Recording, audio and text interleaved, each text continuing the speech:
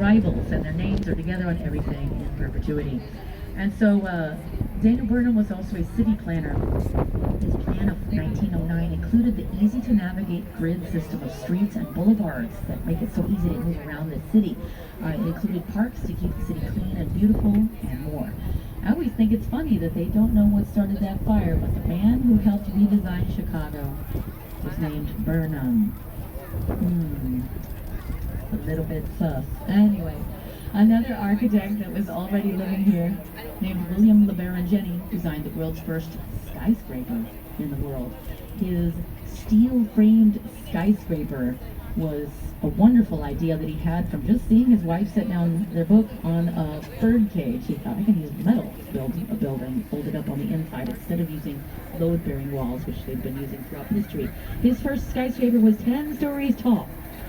But you gotta start somewhere. The city was afraid of this new design, but quickly realized that the skyscraper with a steel frame was the way to go.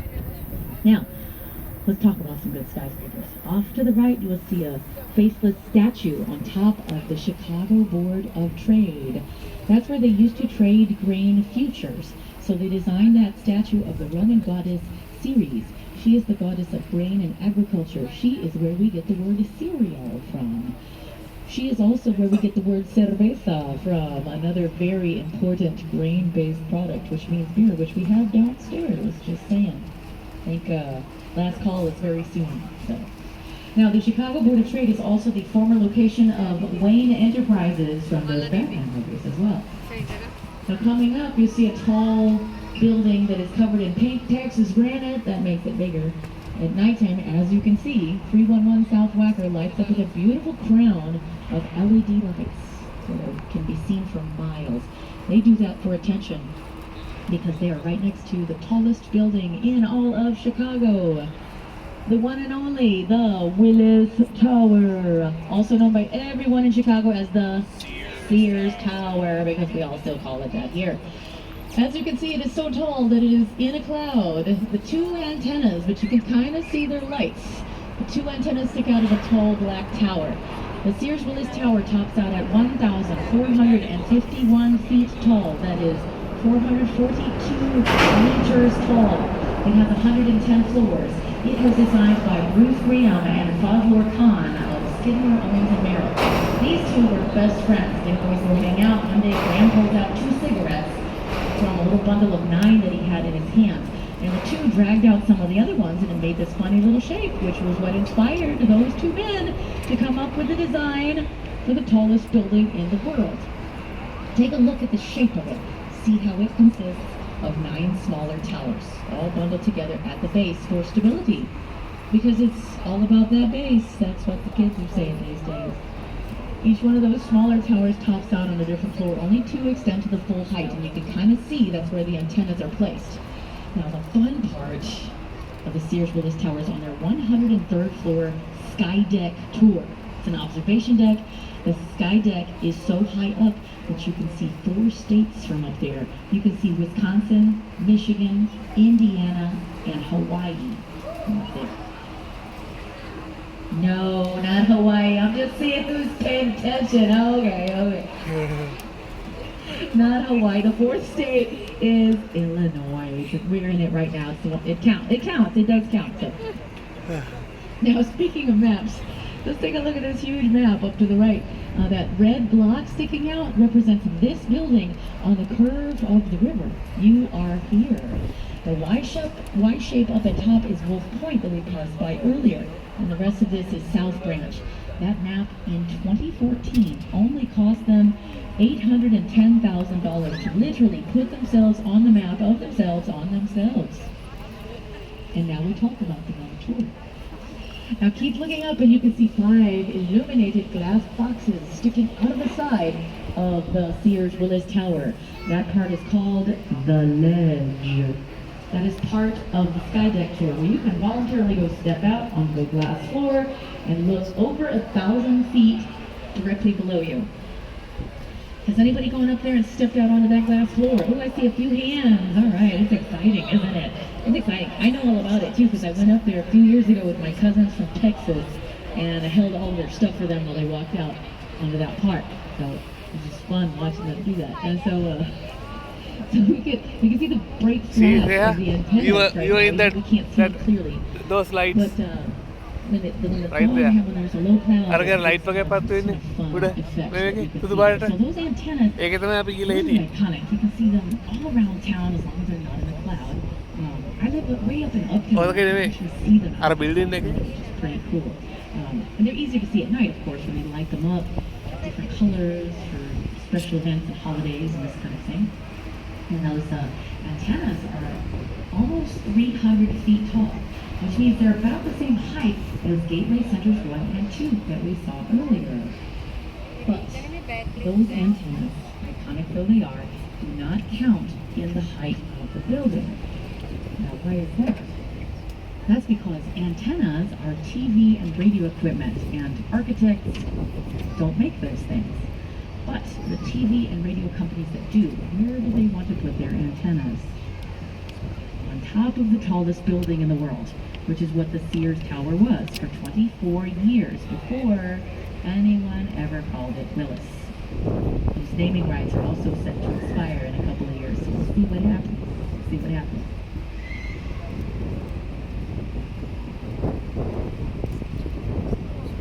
Now, let's take a look over directly to our left. You'll see wide open areas. Look very bright and lit up at night. You can see, what do you see in there? It's big old trains, yeah. These are all passenger trains, medium and long distance passenger rail. And so it's full of train tracks all behind there, all connected to Union Station. And all this land is owned by Amtrak, railroad companies. And so I was actually just on one of those trains like about a month ago when I was trying to go to Michigan. When I was, going to Michigan, I succeeded. And while I was waiting in there, I was looking over to see if I could see one of the boats going by.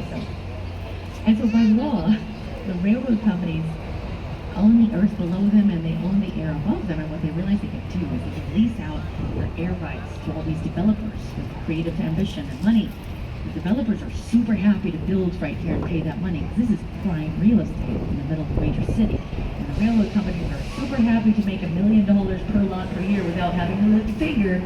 So when it comes time to sign these air rights lease contracts, these are 99-year agreements.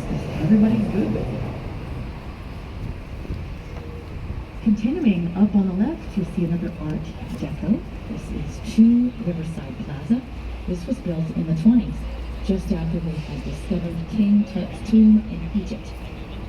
So there was this big Egyptomania fad going on, and even the architects loved it.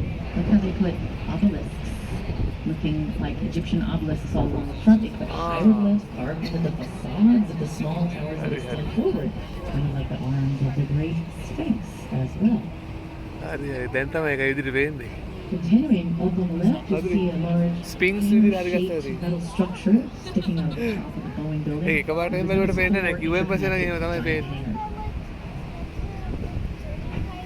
Those are there because they're supporting the weight of this one little corner right here, which is built over the train tracks.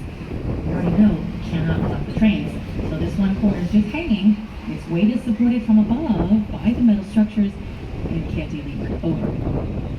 The original owners of the Boeing building here were the Morton Salt Company.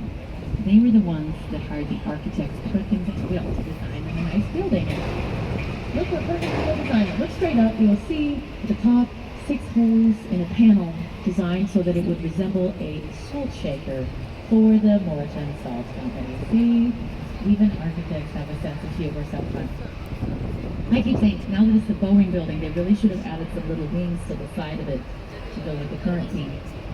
But it's too late because Boeing decided they're moving their headquarters to Virginia. So I don't know how long that whole process takes, but I will have to come up with a new joke for that one eventually. So we'll see.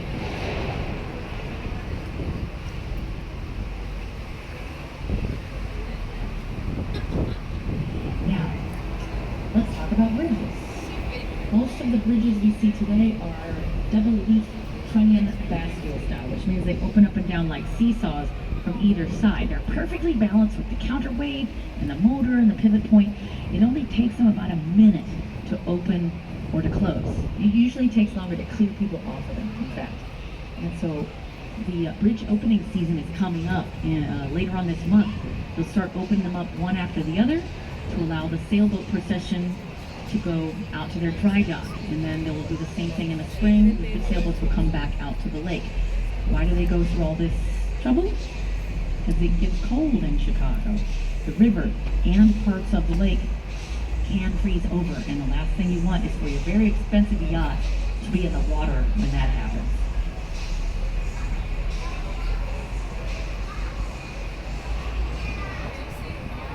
Now, we are back at Woods Point one last time. To your right, you'll see a nice little park with some artwork, some chairs, and a relaxing little area. That is the Riverwalk. The Riverwalk starts at the lake and extends 1.3 miles or 2 kilometers out to here. On the above to the right, you see the beautiful striped museum building, a perfect example of contextualism.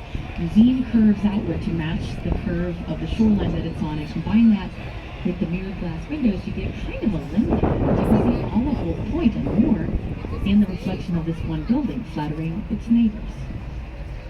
Nuveen also has these stripes.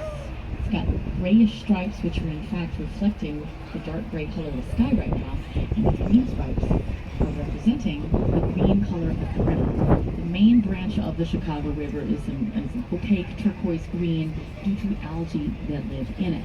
These algae come in from the lake, so the closer we get to the lake, the brighter, the more concentrated that color becomes.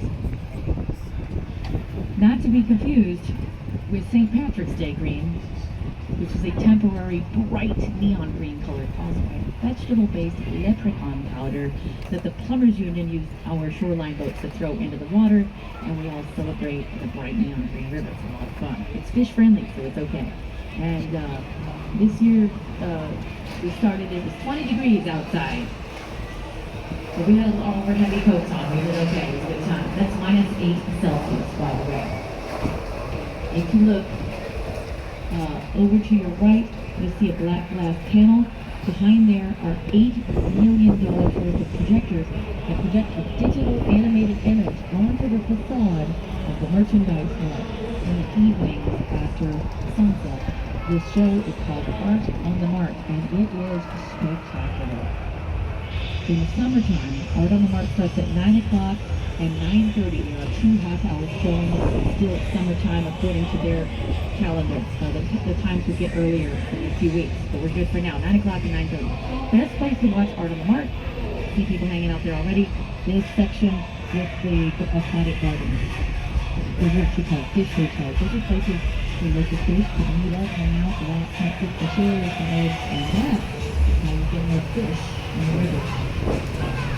Now that is part of the process of the river. Chicago River used to be very polluted for many years. It wasn't until the late 70s that Chicago decided to start thinking about cleaning up the river. The first thing they did was have some scientists study the water. They found not even 10 kinds of fish living in the water because it was so polluted. That wasn't enough. One could go so far as to call that a deficiency that they had. That kicked Chicago into gear, and the city started cleaning up the river, establishing policies and laws with harsh fines to get people to stop polluting the river. They added more infrastructure.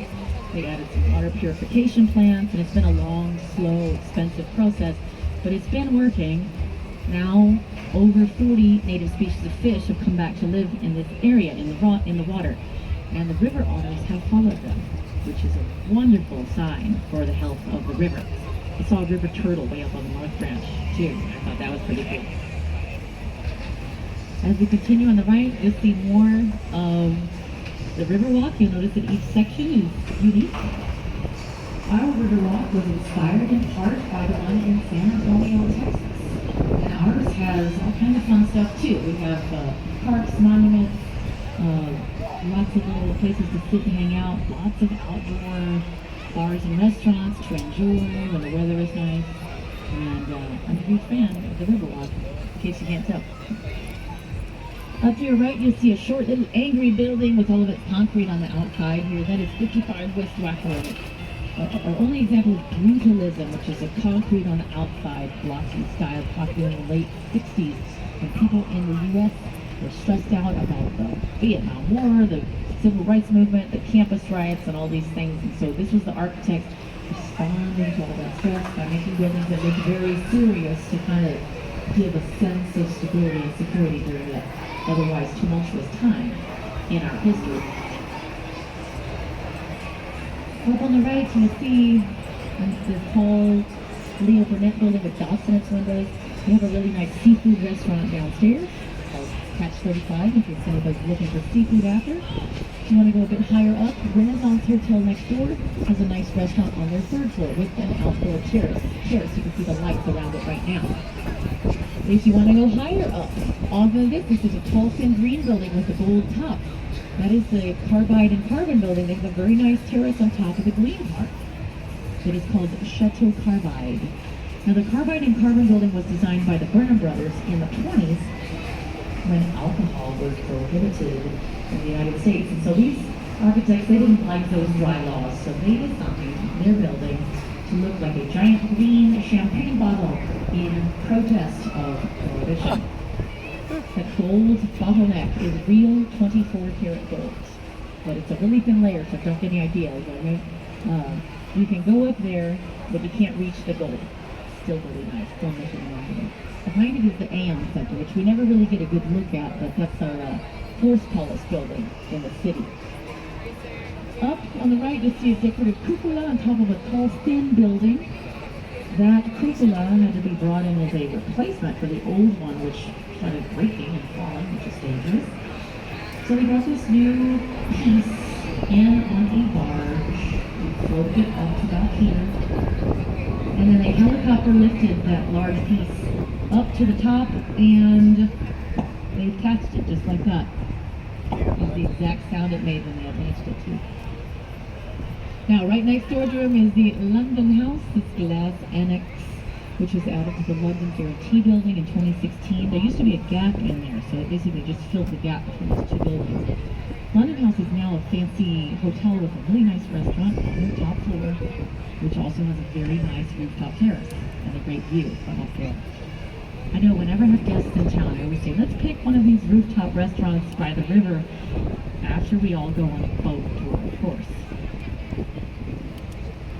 There's quite a few museums around Chicago, large and small, but there's one of my favorite small museums downtown is this McCormick Bridge House Museum. You can go inside of the Bridge House, see the moving parts, and it's a full-fledged museum. It's only $6 at the base of Michigan Avenue. It's really good. And you got the Beat Kitchen right there, too. Now, up to the left,